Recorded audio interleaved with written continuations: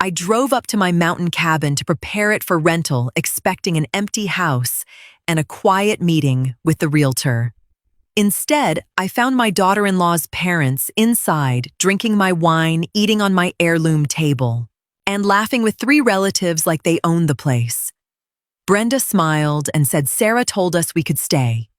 This house will be hers eventually anyway. I didn't yell.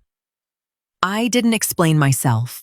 I just looked at the mess turned around and decided everyone was about to learn the difference between family and ownership. I pulled up to my cabin in the Blue Ridge Mountains, spare key gripped tightly in my hand. My plan for the day was simple: meet with the real estate agent and get the place staged for a long-term rental. But as I turned the lock, I didn't find silence. I heard loud laughter and the unmistakable clink of glassware. Stepping into the living room, I froze. There sat my daughter-in-law, Sarah's parents, Brenda and Larry, along with three of their cousins.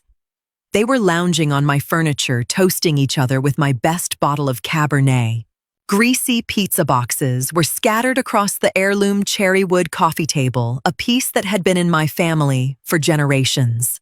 Brenda looked up at me and let out a sharp laugh, not even bothering to stand. "Diane, what are you doing here? Sarah told us we could crash here for a few weeks. I mean, the place was just sitting empty, right?" I felt a sharp sting in my chest. It wasn't grief.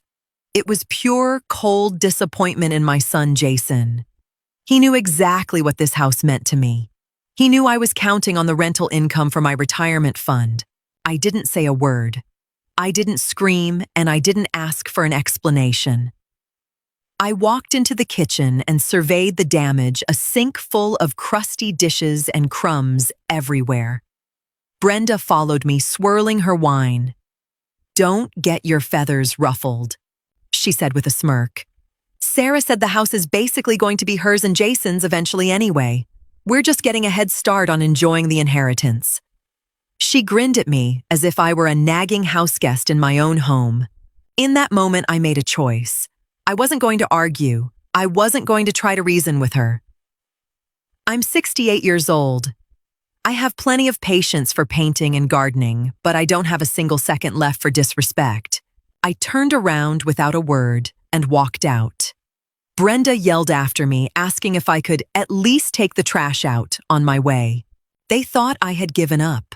They thought quiet Diane was going home to have a good cry.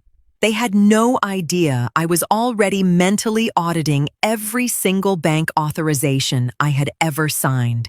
On the drive back to Charlotte, Jason called 3 times. I let it ring. My son isn't a bad person, but he's like putty in Sarah's hands. He avoids conflict by giving away my generosity. When I got back to my townhome, I made a cup of tea. My house was quiet, orderly, and mine. I intended to keep it that way. Sarah had always mistaken my silence for weakness. She managed the family budget, she dictated Jason's career moves, and she had already started claiming my furniture. "That piece is a bit dated, Diane," she'd say, while eyeing my antiques. I used to just nod. But today, the thread snapped. I sat down at my desk and opened my laptop. I logged into the joint savings account I had set up for Jason and the grandkids. It was my money, $60,000, intended as a down payment for their first house. Jason had signatory power, but legally, the principal was mine. I transferred every cent back into my private account. It wasn't theft. It was the revocation of a gift that was no longer appreciated. Next, I messaged the cleaning service I'd used for the cabin for years. I canceled their sessions for the next month.